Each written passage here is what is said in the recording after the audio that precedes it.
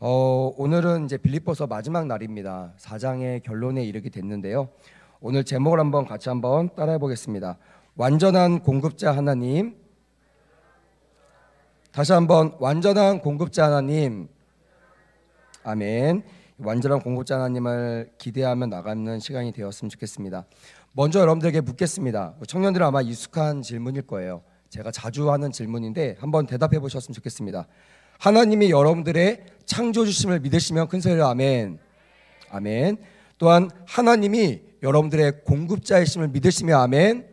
아멘. 이 두 가지 믿음이 우리 안에 있을 때 물질의 어려움, 세상의 모든 유혹들을 능히 이길 수 있는 그런 믿음이 우리 안에 있게 될 줄 믿습니다. 저는 그 믿음이 오늘 자족이라는 단어를 통해서 하나님의 말씀을 받고 그 말씀대로 살아나가는 우리 모두가 되었으면 좋겠습니다. 오늘 사도 바울이 자족하는 길에 대해서, 자족의 방법에 대해서 말하면서 그가 자족할 수 있는 비결을 오늘 우리에게 설명하고 있습니다. 이 자족이라는 단어는요, 헬라어 아우타르케스라는 단어입니다. 아우타르케스라는 단어인데 이 단어에 나와 있는 하나님의 뜻을 좀 발견했으면 좋겠고요. 이 단어를 우리가 또 이 자족이라는 단어를 우리가 마음에 새기려면 우리 전제 조건이 두 가지가 있다고 말했어요. 하나는 하나님의 우리의 창조주이시다. 그 말은 뭐냐면요, 우리가 누굴 만든다고 생각해 보세요. 여러분 어렸을 때 학교에서 여러 가지를 만들었을 겁니다. 뭐 찰흙 가지고 만들기도 하고요, 또 작품을 만들기도 하고요. 여기 또 미대 출신들도 있을 텐데 미술을 열심히 한 그 작품을 누군가가 훼손한다면 여러분 어떻게 하겠습니까? 가만두겠어요? 가만 안 두죠. 사실은 그렇게 일이 벌어지기 전에 여러분들이 아마 그것을 잘 보관할 것입니다. 왜냐하면 내가 만든 거거든요. 내 작품이기 때문에. 마찬가지로 하나님이 우리의 창조주를 믿고 우리가 하나님의 걸작품을 믿는 사람들은요, 자신에 대해서 자신에서 믿는 것이 아니라 하나님이 나를 만드셨으니까 나를 책임진다는 그 믿음이 우리 안에 있을 것이고요. 두 번째, 공급자 되신 하나님. 제가 자주 얘기했습니다. 하나님이 우리에게 모든 것을 공급하셨다는 것을 믿지 않으면요, 모든 일들에 대해서 내가 우선순위가 돼요. 내가 찬양 연습을 열심히 잘하면 찬양이 은혜로운 게 당연한 거예요. 이렇게 믿어요. 아니 여러분, 아무리 연습을 몇 시간 몇백 시간 해도요, 하나님의 은혜가 부어지지 않으면요, 여러분들에게 아무런 감동이 없어요. 그냥 연주하는 사람만 감동이 돼요. 우리끼리 맞추니까 막 좋아가지고 이른바 합이 맞는다고 하죠. 그거 아무런 의미가 없습니다. 주님 안 받으시면요, 아무런 감동을 내려주지 않으면 냉랭한 찬양이 되고요, 냉랭한 예배가 됩니다. 하지만 아무리 준비를 못해요, 그 떨리는 마음으로 주님 연습 못했습니다, 떨리는 마음은 주님을 의지합니다 하고 주님을 의지하면 찬양하면요, 주의 마음이 감동돼서 여기 있는 모든 사람들이 뭐 불협화음 나고 뭐 삑사리 나고 또 뭐 틀리는 것이 있을지라도 거기에 연연치 않고 그 찬양을 통해 주시는 하나님을 만나고 그 은혜를 공급받을 수 있다라는 거예요. 무슨 말이냐면 하나님이 우리의 창조주시고 공급자이심을 우리가 믿기만 한다면 우리가 사는 모든 것들이 마지막 찬양했던 것처럼 하나님의 은혜로 여겨질 줄 믿습니다. 아멘. 그래서 우리 모두가 이런 자세로 나가야 될 줄 믿습니다. 오늘 이 본문에 나와 있는 이 빌립보 교회에게 이 사도 바울이 편지를 쓰면서요, 10절부터 20절까지는 감사와 축복에 대한 말씀을 전했고요, 그 다음에 마지막 그 문안 인사, 이 글을 마치면서 마지막 끝 인사로 거의 축도와 같은 그런 내용들이 구성된 게 21절부터 23절까지 말씀입니다.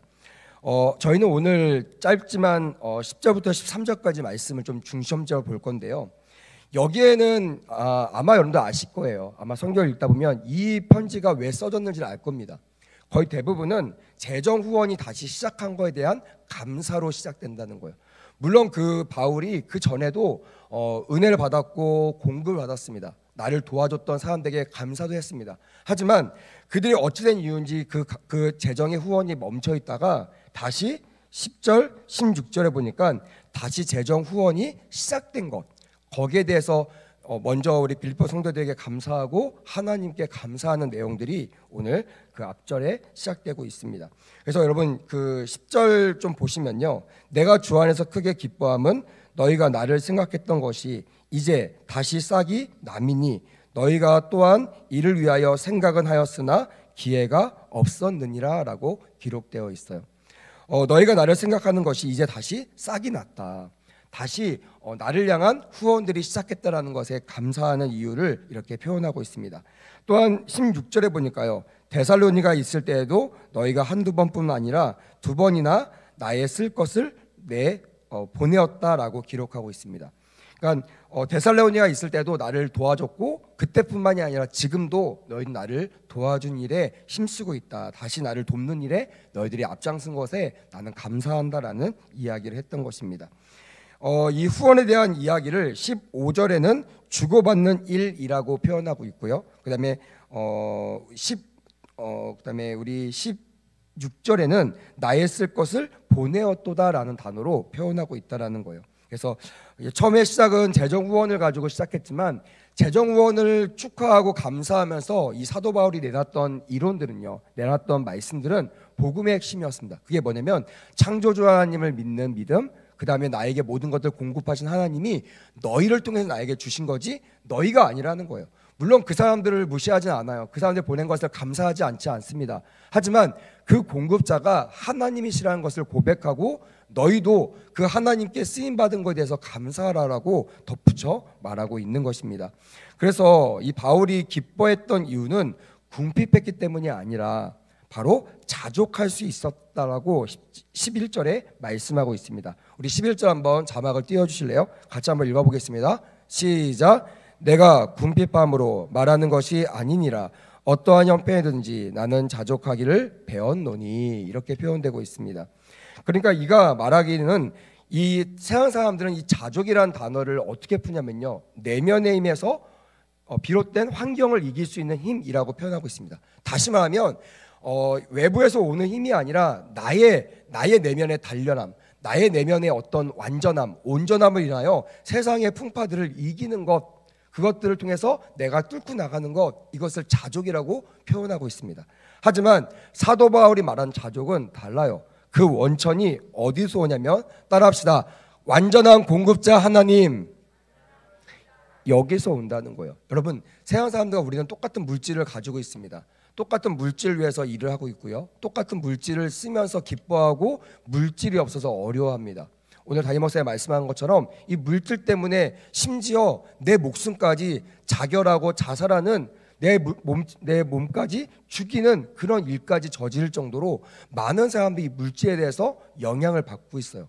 하지만 우리는 세상에 살고 있지만 하늘에 속한 자로서 세상에 매여 있었으면 안 됩니다. 다시 말하면 세상에서는요, 이 재물이 왕노릇할 거예요.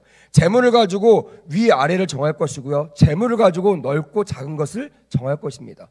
돈이 없는 사람들은요, 무시당할 거고요, 돈이 없는 사람은 아마 많은 어려움을 당할 것입니다. 하지만 같은 물질을 가지고도요, 하나님 나라의 그 주권을 가지고 있는 우리들은요, 보고 있는 것이 달라요. 그것을 적용하는 점이 다르다는 것이에요. 내가 무엇을 가지고 있느냐에 집중하는 것이 아니라, 그래서 내가 주머니에 돈이 많으면 막 어깨에 힘이 들어가는 것이 아니라, 반대로 돈이 없으면 어깨에 힘이 빠지는 것이 아니라 위에서 내려오는 전적인 하나님의 은혜, 그것이 나를 자족하게 한다는 것, 나를 높여주고 나를 자신만만하게 한다는 것을 깨닫는 은혜가 오늘 이 시간 가운데 임하기를 주님의 이름으로 축복합니다. 아멘. 이것이 우리에게 중요하다는 거예요. 그래서 여러분, 가난해도요, 이 자족을 아는 사람들은요, 만족합니다. 이 자족의 비결을 아는 사람들은요, 나가서 돈이 없어도요, 나는 사람은 돈이 없으면 찍소리도 못해요. 말해도 듣지 않습니다. 하지만 듣나 않는다, 그거 신경 쓰지 아니하고 나에게 주셨던 믿음을 가지고 내가 아버지 앞에 사람들한테 말할 수 있는 힘, 그것이 바로 자족이라고 오늘 여러분들에게 소개하고 싶습니다. 그래서 이 자족은요, 보통 세상 사람들 얘기하는 긍정의 힘이랑은 다릅니다. 많은 사람이 얘기합니다. 뭐 나는 할 수 있어, 할 수 있어. 너무 좋은 말이죠. 기독교에서 씁니다.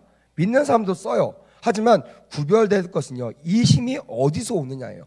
내가 나를 믿는 힘, 나는 강한 사람이야, 나는 심지가 굳어, 나는 좀 뭔가 결단하면 다 이뤄내는 사람이야, 나는 흔들리지 않는 사람이야, 유혹도 받지 않아.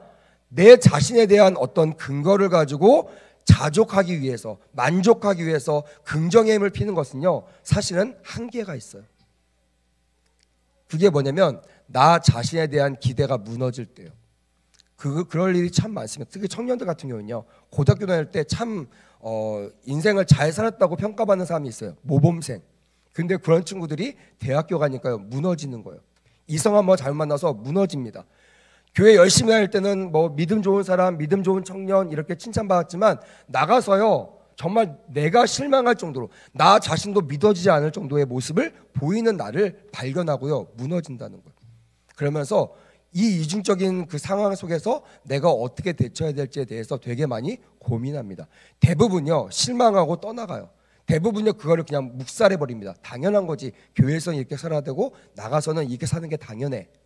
하지만 여러분 주님은 그걸 원하지 않으세요. 왜냐하면 주님이 주시는 힘은요 따라합시다. 내면이 아니라 위로부터 내려오는 힘이다. 믿으시면 아멘. 우리의 형편이 아니라 나의 어떠함이 아니라 하나님이 주시는 은혜로 말미암아 내가 자족할 수 있다. 내가 궁핍하지만 만족할 수 있다. 이 정도면 내가 행복할 수 있다. 내가 하나님 앞에 더 나아가 감사할 수 있다라는 말씀을 여러분들이 하는 고백하는 은혜가 있었으면 좋겠습니다. 그래서 오늘 13절에 보니까 이 사도 바울의 자족의 근원이 어디에서 나와 있는지를 너무나 잘 표현해주고 있습니다. 13절 말씀 한번 같이 읽겠습니다. 시작. 내게 능력 주신 자 안에서 내가 모든 것을 할 수 있느니라. 아멘. 세계 사람들이 가장 좋아하는 그 문구라고 제가 말씀을 드렸어요. 내게 능력 주신 자 안에서. 근데 사실은 우리는 내게 능력 주신 자라는 단어는 별로 중요하게 여기지 않죠. 뭘 더 중요하게 여기죠? 모든 것을 할 수 있다. 기도하면 모든 것을 할 수 있어. 내가 예배 나오면 모든 것을 할 수 있어. 나는 연약하지만 내가 좀 예배 드리다 보면 나도 좀 괜찮은 사람이 된 것 같아 라고 이 앞에 전제를 그냥 스킵해버리고 그 뒤에 것만 받아들이고 애씁니다. 하지만 저는 꾸준히 얘기했습니다. 가장 중요한 것은요 바로 주 안에서 엔퀴리오라는 단어인데 주 안에서. 그래서 우리는 항상 그걸 가로로 생각하지만 여러분 가로가 아닙니다. 이건 너무나 전제 조건이에요. 우리가 주 안에 있을 때만 모든 것을 할 수 있는 것을 믿으시길 바랍니다. 아멘. 이것이 너무나 중요해요. 근데 교회 안에서도요 청년들 안에서도 예배자들 안에서도 주 안에서를 까먹고 이것을 생략하는 경우가 너무나 많아요.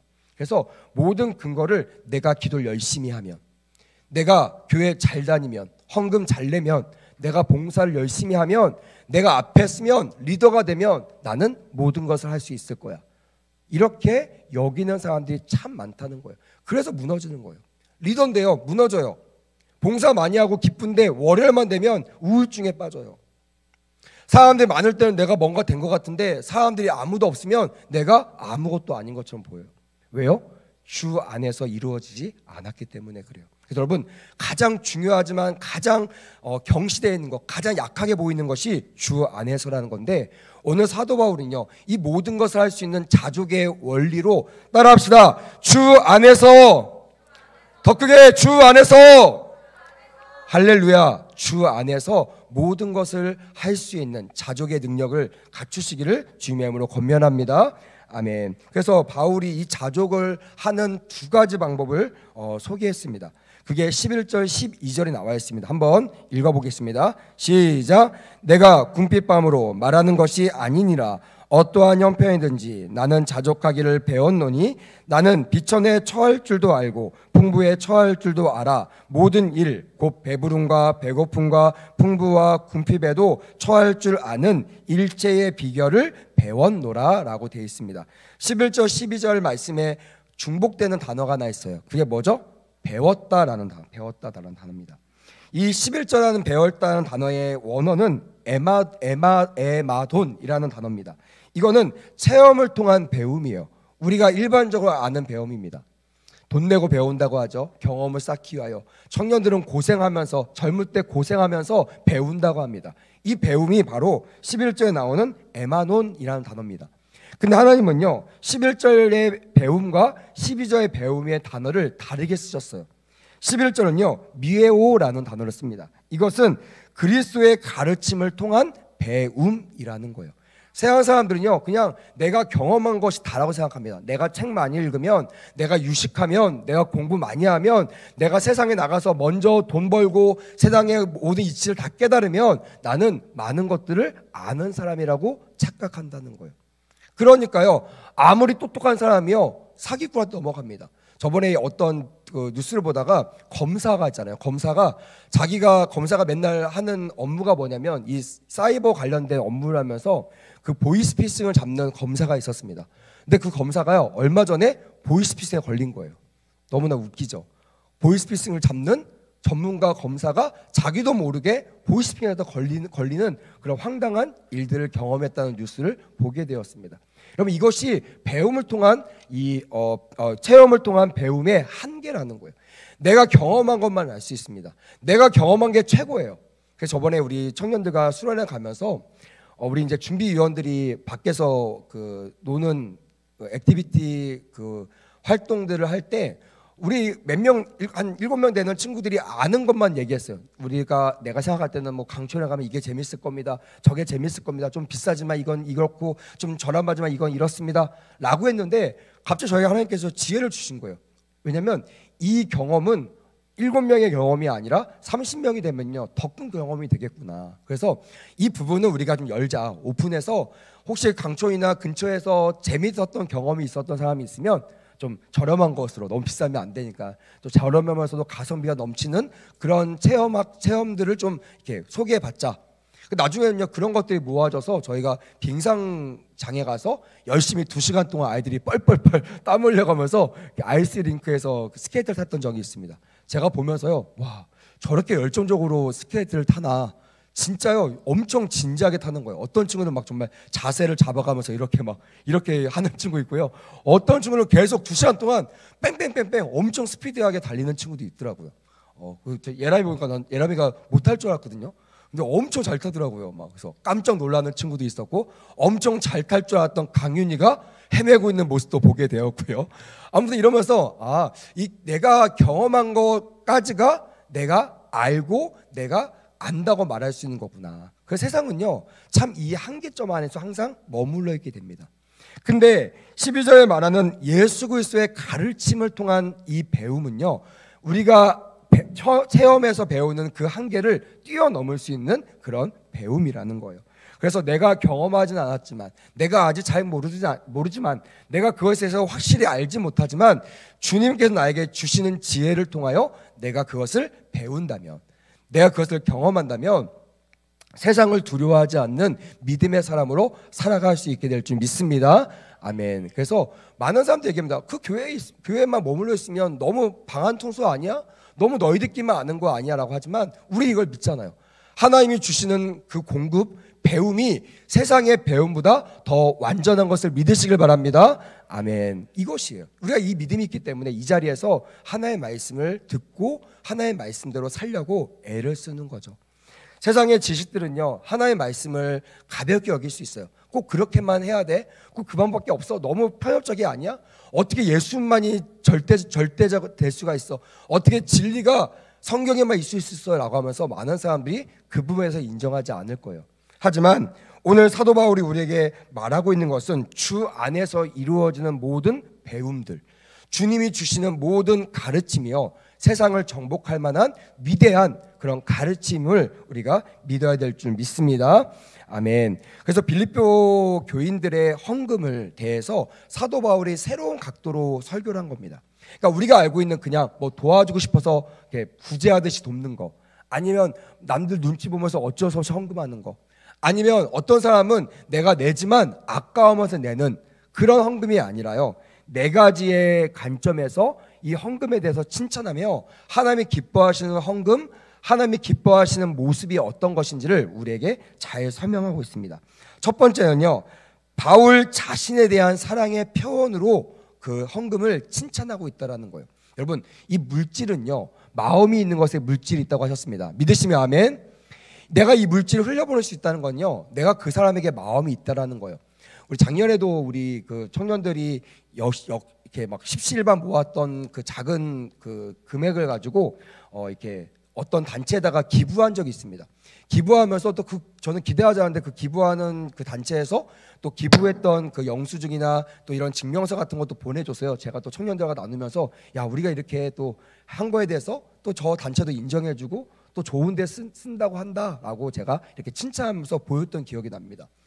그러니까 우리가 그 어떤 뭐 북한이 됐던지 아니면 어려운 사람이 됐던지 아니면 어떤 한 사람이 됐던지 그 사람에 대한 마음이 없으면요, 내 가장 귀한 헌금을, 물질을 흘려보낸다는 것은요 정말 말도 안 되는 일입니다. 또한 헌금도 그럴 때가 있어요. 제가 얘기했죠. 제가 어렸을 때는 제가 다녔던 교회는 헌금 바구니가 돌았어요. 우리 교회는 얼마나 좋아요. 헌금 바구니가 안 도니까. 그러니까 제가 헌금을 하고 싶어서가 아니라 바구니가 도니까 그냥 사람들 눈치 때문에 헌금을 하게 되는 거예요. 그러면 제가 얘기했죠. 주머니에다 뒤져서 딱 꺼냈는데 저는 분명히 100원이라고 생각하고 꺼냈는데 500원이 나온 거예요. 그러면 보통 같은 경우는요, 그냥 헌금함이면 이걸 넣고 100원을 넣으면 됩니다. 아무도 몰라요. 근데 헌금 바구니 돌잖아요.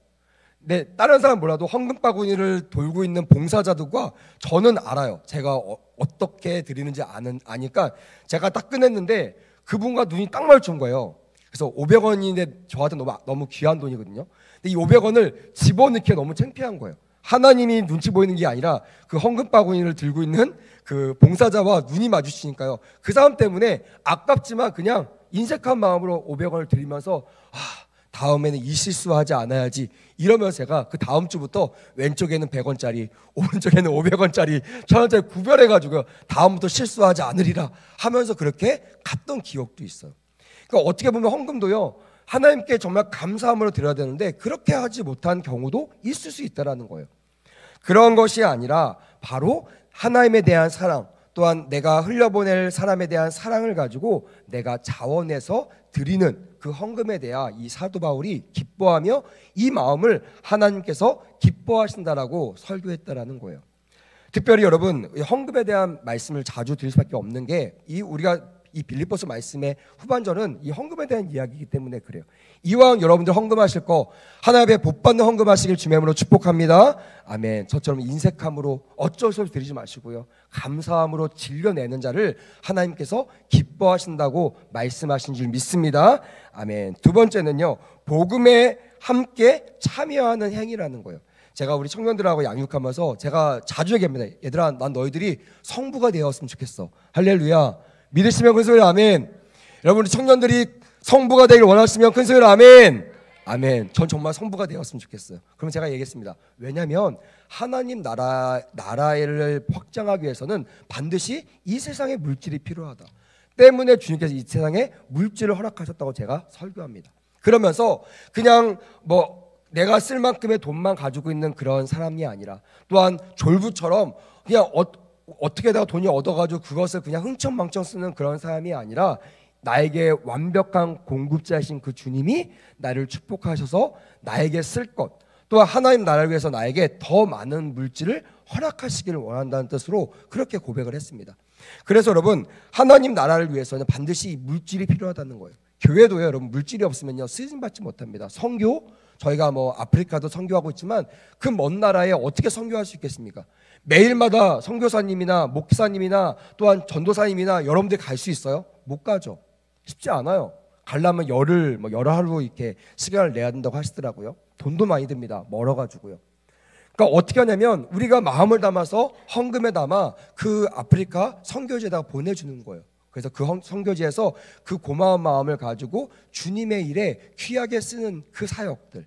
근데 우리가 만약에 우리 본교에서 돈이 없어도 못 보낸다고 생각해 보세요. 실제로 우리나라에서 많은 선교사들이 파송을 합니다. 세계 2위라고 통계가 나와 있는데요, 비공식적인 통계로 보면 근 5년 동안, 그러니까 우리가 지금 알고 있는 코로나 전후 또한 지금까지 5년 동안 우리나라 돌아온 수만 명의 선교사들이 있다고 해요. 왜 왔냐라고 물어보면요, 선교지가 힘들어서가 아니에요. 본교에서 보내는 헌금이 끊어졌기 때문에 그래요.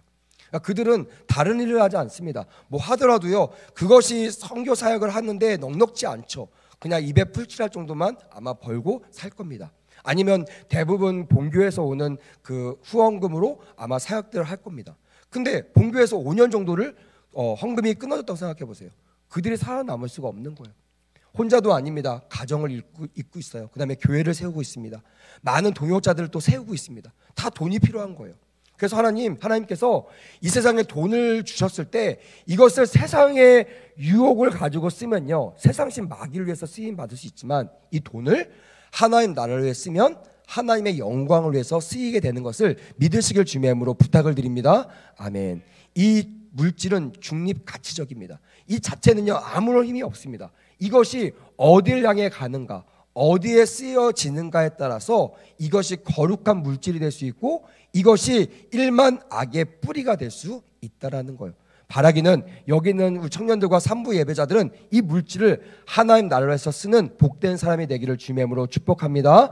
아멘. 세 번째는요, 하나님께서 받으실 만한 향기로운 제물이다라고 표현하고 있습니다. 저는 이 단어가 가장 마음에 드는 단어인데요. 저는 그때부터 제가 이 예수님을 인격적으로 만나고 나서 그전에는 막 정말 인색함으로 드렸어요. 마지못해 드렸습니다. 그리고 절기 때 이럴 때 가정에서 작정하니까 어쩔 수 없이 드리긴 했어요. 근데 저한테 너무나 아까운 돈이었죠. 근데 중학교 때 예수님을 딱 만나고 나니까요, 나를 구원하신 그 주님을 돈으로 환산하기가 너무나 정말 말도 안 되는 거예요. 나 같은 죄인을 살리셨는데, 나 같은 죄인을 구원하셨는데 내가 주 앞에서 500원이냐 100원이냐 이거 가지고 고민하는 게 너무나 부끄럽고 너무나 막 무너지는 거예요. 그래서 그때부터 어떻게 하냐면, 이왕 드릴 거 내가 복받는 헌금을 드려야겠다.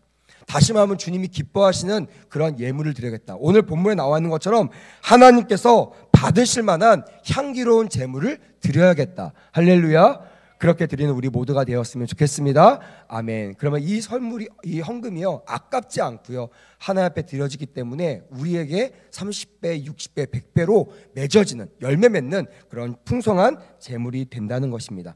마지막 네 번째는요, 영적 유익을 위한 풍성한 열매라는 거예요. 저는 여기에 열매라는 단어가 참 좋습니다. 왜냐하면 이 열매라는 단어는요, 하나님이 복을 주시는 이유이기 때문에 그래요.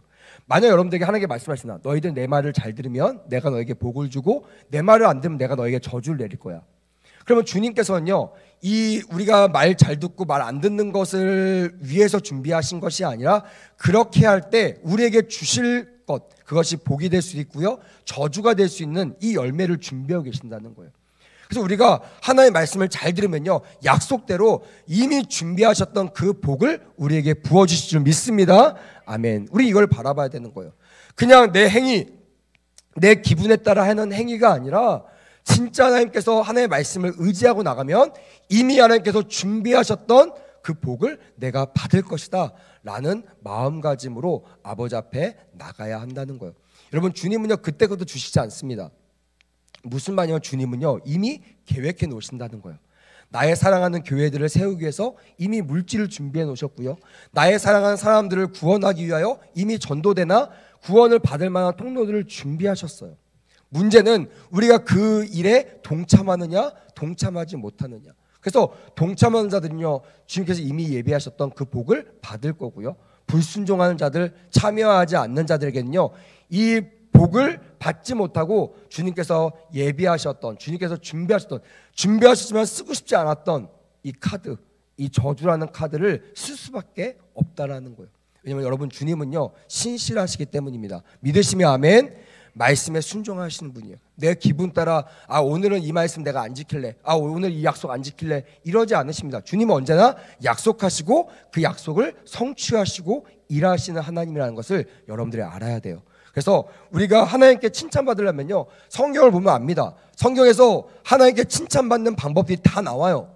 특히 오늘 이제 물질에 대한 이야기를 하는데, 어떻게 이 물질을 쓰므로 인하여 하나님께 칭찬받는 예물이 될 것인가, 어떻게 칭찬받는 복의 사람이 될 것인가가 다 기록되어 있잖아요. 이제 우리는 결단해야 됩니다. 내가 물질할 때, 헌금할 때 내가 마지못해 목사님이 하라니까 하는 그런 정도의 순종이 아니라, 내가 이왕 드리고 복받는 예물을 드려야지, 하나님이 기뻐하신 예물을 드려야지. 할렐루야. 그래서 하나님께 기쁨으로 심어서 30배, 60배, 100배 열매를 맺는 우리 모두가 되기를 주님의 이름으로 권면합니다. 아멘. 그래서 오늘 17절 18절에 보니까요, 내가 선물을 구함이 아니요 오직 너희에게 유익하도록 풍성한 열매를 구함이라 라고 되어 있어요. 그러니까 하나님께서 너희에게 준비하셨던 그 열매를 너희들이 따먹기를 원한다는 거예요. 그것을 남한테 빼앗기지 말고 너희들이 먹으라 이거예요. 저도 여러분, 물론 이 시대의 목회자지만 저는 우리 백운누스 교회 청년부를 섬기는 목회자잖아요. 우리 백운누스의 부목사잖아요. 그러니까 다른 사람보다 이왕이면 같이 말씀 듣고 같이 예배드리는 여러분들과 우리 산부 예배자들이 복 받기를 더 원해요. 어쩔 수 없죠. 그런 마음입니다.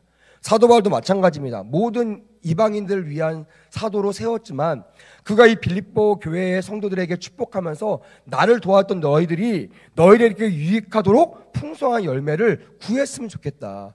그 열매를 너희들이 먹었으면 좋겠다라고 권면하고 있다라는 것이에요. 그래서 이 완벽한 공급자이신 하나님을 의지할 때 하나님 나에게 완벽한 것을 공급하신다는 것을 믿는 여러분들에게 이 물질들을 귀하게 쓰는 그런 축복이 있기를 원합니다. 아멘. 그래서 완벽한 공급자이신 예수 그리스도를 아는 우리들은요, 세 가지 의미로 이것을 해석해야 돼요. 첫 번째는요, 그리스도 예수 안에서 채우신다라는 거예요. 다시 말하면 주의 뜻대로 주의 방법대로 나를 채우신다라는 믿음이 있어야 될 줄 믿습니다. 아멘. 세상이 말한 것 좀 열심히 하면 된다. 여러분, 이건 불신앙입니다. 성경에 그렇게 써있지 않습니다. 성경에는요, 모든 것이 은혜로 풀어져요. 그래서 10시간 전에 와서 일한 사람과 1시간 전에 와서 일한 사람을 똑같이 수인이 그 하나님께서 복을 주시고 똑같은 임금을 주시는 그런 은혜의 하나님이심을 하나님께서 말하고 있는 것이에요. 무슨 말이에요? 세상 사람처럼 10시간 똑같이 일해서 복 받는 것을 원하는 것이 아니라 내가 남들보다 조금 일하지만 남들보다 물리적으로 조금 더 공부하거나 조금 더 일할 수는 없지만 내가 하나님을 의지하는 마음으로 하나님께 의지하며 나갈 때 하나님의 뜻대로 주의 방법대로 완전하게 예수 안에서 채워지는 것을 경험하시는 우리 모두가 되었으면 좋겠습니다. 아멘. 둘째로는요, 영광 가운데 채우신다는 거예요. 그 말은 뭐냐면 어디 안에서 이것이 이루어지냐면 예수 안에서 이루어진다는 거예요. 오직 하나님의 영광을 위하여 예수님께서 우리에게 복을 주신다는 것이에요. 어떤 사람은요, 이것을 당연하게 요구하는 사람이 있습니다. 당연하게. 이거 당연하게 받아야 되는 거 아니에요? 내가 기도했는데요, 나 봉사했는데요, 나 한 번도 교회 빠지지 않고 예배 드렸는데 나에게 왜 이런 복을 주시지 않으세요? 라고 실망하는 청년들과 많은 예배자들이 있을 것입니다. 이건 여러분 세상적인 생각이에요. 사실 우리의 은혜의 근거는요, 하나님의 뜻대로 하나님의 방법대로 그리고 마지막 하나님의 영광을 위해서만 나에게 복이 오는 것을 믿으시길 주님의 이름으로 축복합니다. 아멘. 이것이 중요하다는 것이 기브 앤 테이크가 아니에요. 내가 일한 만큼 받는 것이 아닙니다. 우리는 받으려고 일하는 것이 아니라 그 은혜에 감사해서 하나님께 헌신하는 그런 귀한 예배자들 되었으면 좋겠습니다. 아멘. 그래서 모든 것, 나에게 주신 모든 것이 하나님의 영광으로 해서 주셨다라는 것을 믿을 때 자족할 수 있고 감사할 수 있게 된다는 거예요. 마지막 세 번째는요, 풍성한 대로 채우신다는 것입니다. 다시 말하면 부족함 없이 공급해 주신다라는 라는 뜻이라는 거예요. 여러분, 하나님이요, 여러분들 채우실 줄 믿습니다. 아멘. 하나님 여러분들 채우십니다. 그걸 믿으셔야 돼요. 하나님이 우리를 채우시지 못한다, 채우심에 부족함이 있다, 어떤 조건이 있다라고 믿으면요, 하나님의 은혜를 만끽할 수가 없어요. 교회에서는요, 주 안에서는 하나님이 우리를 풍성한 대로 채우신다는 것을 믿을 때 하나님이 우리의 완벽한 공급자이심을 고백할 수 있다라는 것이에요. 말씀을 좀 마무리하려고 합니다. 우리가 오늘 하나님 앞에 자족하는 법을 배우자고 했어요. 이 자족하는 법을 배우려면요, 우리의 존재를 알아야 됩니다. 우리는 세상 사람처럼 똑같이 해서 보고받는 사람들이 아닙니다. 예를 들어서 여러분, 세상에서 가장 큰 복이 뭐죠? 어떤 복이에요? 여러분들이 만약에 월급을 한 300만 원 받습니다. 그럼 내가 열심히 일해서 이번 달에도 300만 원 나오고 다음 달도 300만 원 나오는 것이 세상 사람들이 말하는 복입니다. 근데 만약에 내가 이번 달 열심히 일했는데 300만 원 받았어요. 다음 달 또 받을 자고 열심히 일했는데 중간에 회사가 망해요. 나에게 임금을 주지 못합니다. 여러분, 사람들 그걸요 불통이라고 얘기합니다. 그것이 복이 아니라고 얘기해요. 내가 받을 돈을 받지 못했어요. 그러니까 세상 사람들은요, 어떤 것을 향해서 달려가냐면 내가 심은 대로 그대로 거두는 그 정도? 그게 가장 큰 복이에요. 왜냐하면 너무나 많은 손실이 있기 때문에. 근데 여러분, 하나님의 복은요 어떠신지 아세요? 한번 따라해 볼까요? 30배, 60배, 100배. 최소가 몇 배예요? 최소가 30배예요, 여러분. 이게 하나님의 복입니다. 하나님의 풍성한 복을 누리시는 우리 모두가 되기를 주님의 이름으로 권면합니다. 아멘. 이것을 믿으셔야 돼요. 내가 노력한 만큼 받는 거 그 정도로 만족하지 마시고 하나님의 뜻 가운데 내가 구할 때 30배, 최소 30배 이상 나에게 베풀어 주실 그 풍족한 주님의 은혜를 기대하며 나갈 때 주 안에서 만족하고 자족할 수 있음을 고백하는 우리 모두가 되기를 주님의 이름으로 권면합니다. 아멘. 기도하겠습니다.